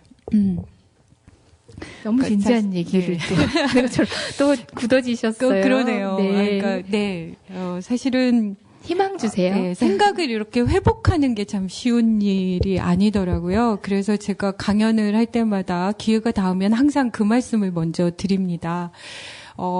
제가 어느 자리에서 그런 얘기를 한 적이 있어요. 그래서 사람들이 막 웃던데, 그러니까 이제 제가 이렇게 정치인이라는 게 원래 그렇죠. 자기가 어느 입장을 명백하게 그러니까 잡고 있기 때문에 그것에 반대하는 세력들에게 항상 욕을 먹습니다. 그런데 이제 특히나 이 사건은 굉장히 예민한 사건이었기 때문에 계속 문제 제기를 하는 과정 속에서 이른바 일베든 또 수구 분들이든 그래서 끊임없이 욕을 먹습니다. 뭐 상상을 초월합니다. 근데 그 정도는 되게 가벼운데 아주 작은 것에 제가 약하더라고요. 그게 뭐냐면 웃냐? 이거예요. 진짜요. 그러니까 어느 날 트윗에, 그러니까 제가 아마 그 장준하 선생의 그런 어떤 추모제를 이제 처음 억울한 게 밝혀져서 서울광장에서 이제 추모제를 하는데 제가 이제 참여를 했어요. 근데 그때 참 절묘하게 광노현 교육감님께서 이제 수감 생활을 마치고 첫 외유로 그 자리에 오신 거예요. 그러니까 저는 처음 뵌 거죠. 그래서 매우 반갑게, 그러니까 매우 엄중한 상황이지만 매우 반갑게 인사를 했는데 그 웃는 그러니까 인사를 했는데 울 수는 없잖아요. 그래서 살짝 이렇게 미소를 지면서 이렇게 악수를 했는데 그걸 이제 어느 분이 찍으셨는데 그걸 이렇게 올렸더니 웃냐 뭐 이렇게. 근데 사실 이제 아시지만 제가 참 잘 웃습니다. 그래서 근데 이제 잘 웃는 얼굴과 제가 하는 내용이 사실은 굉장히 다르죠. 이건 막 정말 막 무슨 국가의 민주주의 근간이 흔들리기 때문에 굉장히 엄중한 그런 얘기를 하는데 웃어요. 그러니까 그래서 웃냐? 근데 진짜 그게 상처인 거예요. 웃냐? 왜? 그래서 요즘 어느 자리 가면 제가 그 얘기를 했더니 제 친구들이 놀려요. 뭐 이렇게 보면 인사하면 웃냐? 왜? 근데 사실 정말 웃음이 필요하다고 저는 생각합니다. 이런 때일수록. 왜냐하면 더 억울하잖아요. 그러니까 이런 엄중한 사건을 저지르고 그것에 의해서 부당한 이익을 얻은 저들은 너무나 잘 살고 있잖아요. 그리고 끊임없이 우리들을 향해서 억울한 누명까지 씌우는 거죠. 뭐 과거에 매달린다, 정쟁을 일삼는다, 이제 저를 기준으로 하면. 그리고 뭐 얼토당토하는 뭐 이해관계인이라고 얘기하고 저를 고발까지 하고 그 고소당했습니다. 심지어 김하영한테 고소당했다는 것은 정말 자존심이 상하는데 그 김하영이 저를 고소했습니다. 국정원에 의해서. 소송 비용도 심지어는 국정원이 내줬다는 거 아닙니까? 저를 고소한 그것 자체에. 그래서 국정원이 보도자료 내고 그 다음날 국정원 직원이 고소했다고 또 보도자료를 내고 그리고 국정조사 국면에서 제가 나도 모르게 눈물을 흘렸던 것이 도대체 같은 세상에 사는 사람들일까? 그리고 저들도 나와 같이 리걸 마인드를 갖는 이른바 법조인 출신들의 그 말도 되지 않는 주장을 보면서 정말 답답했거든요. 그러니까 어떤 고통이 느껴졌거든요. 근데 그렇게 12개월을 이렇게, 그러니까 뭐 작년 3월 총선, 뭐 대선, 그리고 이 1년 이렇게 지내오면서 저 자신이 망가지는 느낌이 드는 거예요. 그러니까 그런 어떤 억울함, 막 분노, 뭐 이런 거. 그런데 그럴 때마다 저는 균형을 잡아야 된다고 생각한 거죠. 제 스스로가 저를 위하려면 제가 그런 엄청난 스트레스의 바깥에 그리고 그들이 적이라고 얘기하면 하여튼 바깥에 그런 엄청난 스트레스를 제 안으로 담아오면 저는 이중으로 바보가 된다고 생각하는 거예요. 그래서 저 자신 스스로를 다시 균형을 잡아서 더 좋은 마음을 내고 더 넓은 생각을 하고 더 큰 마음을 낼 수 있게 내 스스로를 조절하는 힘이 저는 웃음이거든요. 정말 좋은 사람, 그러니까 내가 여기에 화가 난다고 해서 내 주변에 있는 사람에게 화를 내는 건 정말 어리석은 일이잖아요. 그래서 이것에 의해서 화가 나는 그 마음을 더 모아서 제 주변에 있는 사람과 더 즐겁게 웃는 거죠. 그래야 이것이 상쇄가 되죠. 이 스트레스가 적으면 조금만 덜 웃어도 될 수 있을 것 같은데 이게 더 크니까 더 많이 웃어야 될 거라는 생각이 드는 거예요. 그리고 저는 슬픔도 가장 웃음이 표현할 수 있다라고 생각하거든요. 왜냐하면 제가 중3 때 저희 아버지가 돌아가셨거든요. 그리고 이제 저희 아버지가 정말 월남에서 단독 월남에서 정말 술을 많이 드시고 그러니까 홀어머니를 북한에 두고 못 보시고 돌아가셨으니까요. 근데 이제 40이 되니까 제가 30대 후반이 돼서 정말 인간으로서의 아버지가 느껴졌고 그래서 그 모든 것들이 다 허물어지면서 그러니까 아버지로서 참 역할을 많이 못 하셨거든요. 그런데 이제 그런 거가 너무 인간적으로 이해가 되는 거예요. 그래서 그분을 다 이렇게 품어지는 그 느낌과 함께 그분이 그러니까 이제 저한테 그러니까 이제 기억이 나는 거예요. 그러니까 딱 돌아가신 그 지점에 그 아버지가 그 술이 취하셔가지고 낮에 막 이렇게 어디선가 이렇게 쌈을 찾아와가지고 그 쌈에다가 그 매운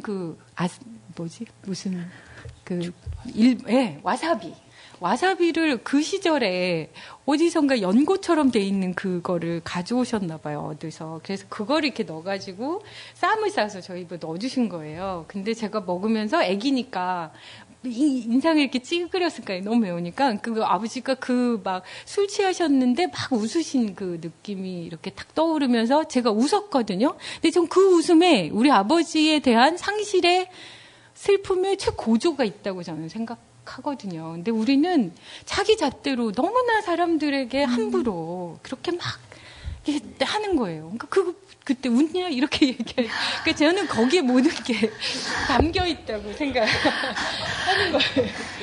하는 거죠. 그래서, 그러니까 저는 여러분들께 그 말씀을 드리고 싶어요. 그러니까 이런 엄중한 사건일수록 내가 분개하고, 그래서 저는 그 죽음이라는 것도 막을 수 있는 거라고 생각하는 게, 그럴 때일수록 자기 주변 사람이 더 소중해져야죠. 이렇게 바깥이 힘든데.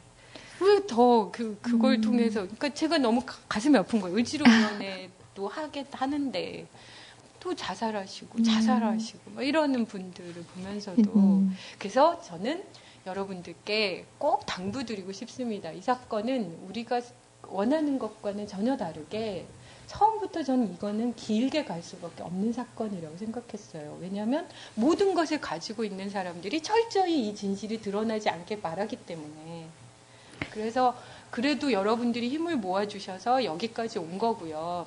그러니까 여러분들은 여러분 자리에서 이렇게 필요한 자리에 나타나 주시고 집회에 한 번씩 와주시고 그리고 트윗으로 의견 내주시고 비판해 주시고 관심 가져주시고 저는 그게 정말 중요하다고 생각해요. 그게 다인 거다고 최선을 다하고 계신다고 생각하고 다만 하나 더 보태시면 저처럼 그렇게 비난을 받을 수 있도록 많이 웃으시길 그렇게 당부드리겠습니다. 네.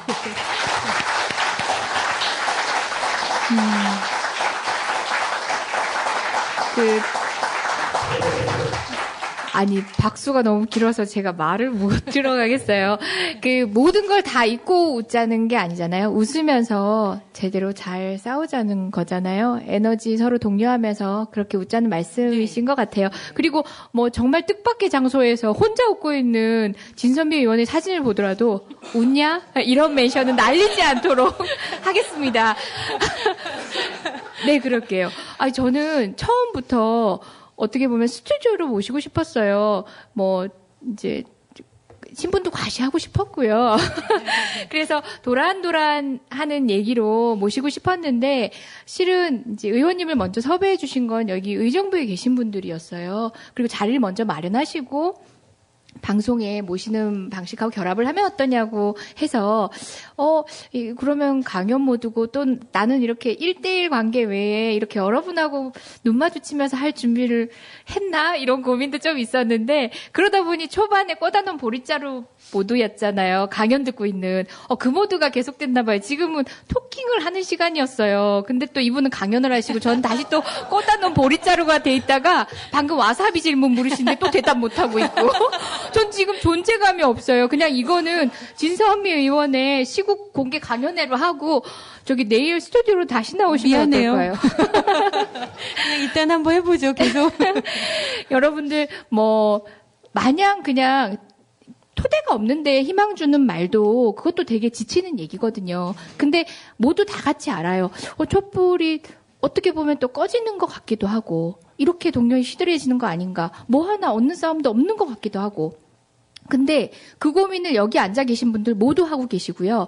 여기 의원님도 마찬가지고 또 활동하고 있는 여러 활동가분들, 시민단체분들 또는 저희 민변의 변호사님들 다 그런 고민들을 중지로 모으고 있다고 봐요. 이 고민들을 이제 조금씩 넓혀 나가면 하나하나 어느 순간 우리가 또 이겨내고 또 극복해가는 싸움들이 있을 거라고 봅니다. 그래서 웃자라는 얘기가 그냥 공허하게 들리시지 않았으면 좋겠어요. 되게 귀한 말씀이었다고 저는 생각해요. 네. 방송 게스트로 오시면은 게스트분한테 제가 되게 강요하는 게 우리 국민TV에 대한 덕담, 그리고, 정말 변호사로서도 훌륭한데 방송 진행자로서도 손색이 없는 저에 대한 덕담. 됐고요. 이런 거 남기고 가시라고 말씀을 드리는데. 제발 그만. 저희 여기 국민TV 조합원도 계실 거고, 조합원분들이 아니신 분도 계실 거예요. 여기 계신 진선미 의원님은 조합원이십니까? 네. 예, 조합원이십니다. 예, 시청 광장에서 결합을 해서 조합원이 돼 주셨고요. 열렬히 지지하시면서 또 짬짬이 또 방송에도 도움을 주시고도 계시고요. 음으로 양으로 여러분들이 보신 부분만 또 도움을 주시는 게 아니에요. 저희 국민TV 이미 알고 계시겠지만 조합원분들한테는 또 독려하고 또 그런 말씀으로 좋고 또 조합원 가입 안 하신 분들한테는 또 언론사 사주가 되실 것을 강매하셔도 좋습니다. 국회의원의 이름으로. 덕담 한마디 주세요. 네. 수많은 사람들의 고민이 모여서 나타난 모습이라고 생각합니다. 국민TV라는 게. 저 역시도 아까 언론에 대한 서러움을 여러분들에게 호소드렸잖아요. 결국은 정치라는 것이, 그리고 정치인의 비전이라는 것이 국민들에게 다가가는 결국 매개체가 언론일 수밖에 없는 거잖아요. 그러니까 일반인들을 개개인을 만날 수도 없고, 그래서 그걸 통해서 사람들의 모든 것들이 전달되는데 그 전달 경로가 점점 얼그러져 있습니다. 그래서 저는 그러니까 언론 자체가 하나의 어떤 구도를 그리고 있는 것 같아요. 그래서 그 구도에 맞는 것 갖다 쓰고 틀리면 바꿔 맞추고 마음에 안 들면 빼고 뭐 이런 모든 것들을 하고 있는 게 아닌가라는 생각을 할 때가 있습니다. 그래서 진짜 제대로 그 경로를 이렇게 굴절시키지 않고 있는 그대로 이렇게 전달시켜주는 그 경로 하나라도 한 개라도 갖고 싶은 그 간절한 마음이 계신 분들은 반드시 국민TV의 조합원으로 가입해 주셨으면 좋겠습니다. 그리고 네. 그리고 이미 가입하신 여러분들이 승자입니다. 단언컨대. 이런 거. 여러분 아시다시피 국민TV가 지금 TV 개국을 위해서 또 한도듬 하게 된 걸 사신 방송해도 되는 거예요? 간접 광고? 직접 광고? 저희 뉴스를 못 보셨나 봐요. 저희 노종변 단장님을 필두로 해서 저희가 TV 개국을 지금 준비를 하고 있고요. 그래서 많이 기다리셨을 것 같지만 곧 이제 TV로도 만나 보시게 될 것 같은데요. 또 수많은 자원들이 또 필요합니다. 실제 뭐 그 틀을 만들기 위해서 또 훌륭한 분들이 미리 영입되시는 경우도 있겠지만 또 조합원으로 또는 또 훌륭한 우수 인력으로 또 국민TV에 결합해 주실 분도 많이 계실 거예요. 저도 TV 개국 그날까지 부지런히 다이어트와 준비를 해보려고요. 제발 그만.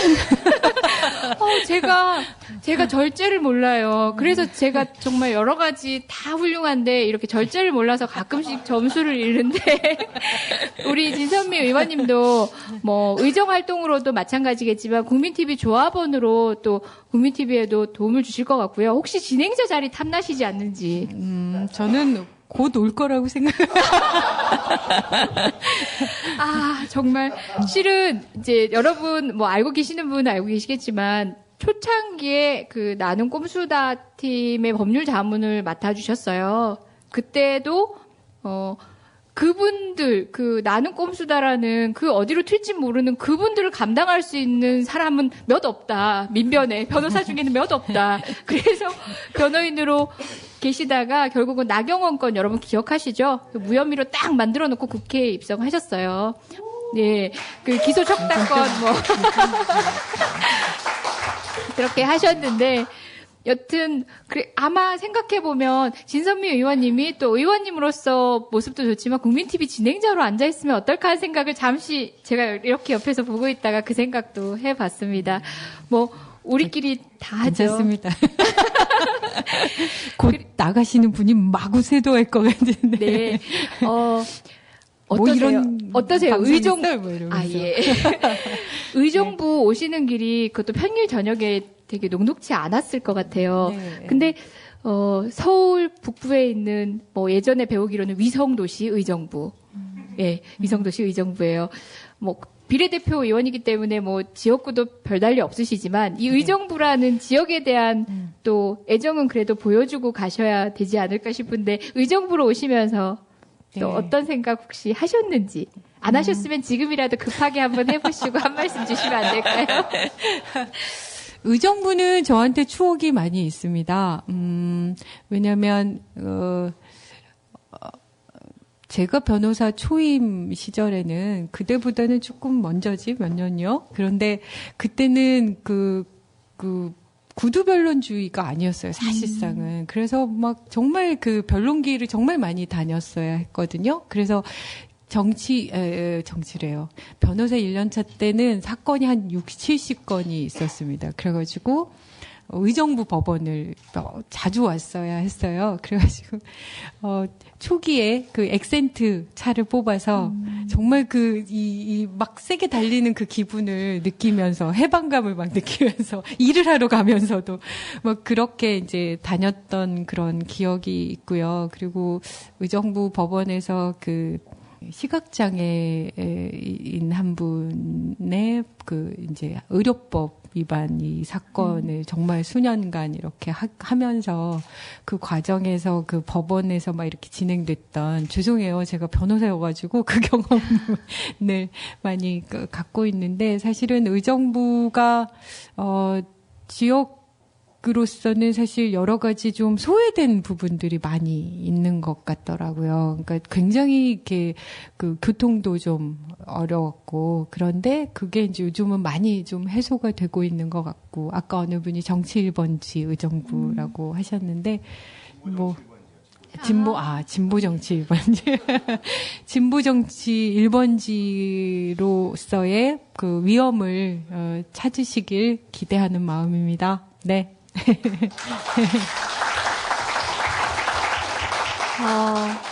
저는 조금 아직도 배가 고픕니다. 아직도 갈증이 있어요. 이렇게 소박하게 나눠보고 싶은 얘기도 더 많고, 또 강한 액센트를 넣어서 정말 강조해서 이렇게 부르짖는 목소리도 더 듣고 싶었거든요. 그래서 오늘 이 방송이, 이 강연, 이 공간이 저는 마지막이 아닐 것 같아요. 우리 진선미 의원님은 한 번 더 모셔서 제가 꼭 여러분들 오늘 못 드린 이야기 다시 드리기로 할게요. 2시간이라는 시간 안에 저희가 이 공간의 내용을 전달을 해드리고 이 분위기를 전달을 해드려야 돼서 부득이 현장에서 이렇게 주고받는 이 눈빛까지는 못 담는 게 아쉬울 따름입니다. 내일 방송으로 여러분들이 주인공이 된 그 방송을 꼭 청취하시고요. 방송을 들었더라도 다시 한번 팟빵에서 내려받는 그 정도 센스. 그리고 모르시는 분 많으시더라고요. 구독하기 누른다고 해서 팟빵에서 돈 나가는 거 아닙니다. 즐겨찾기 개념입니다. 구독하기 꼭 눌러주시고요. 오늘 원고까지 와주신 진선미 의원님께 다시 한번 격려와 또 부탁에 큰 박수 보내드리면서 마무리하도록 하겠습니다. 고맙습니다.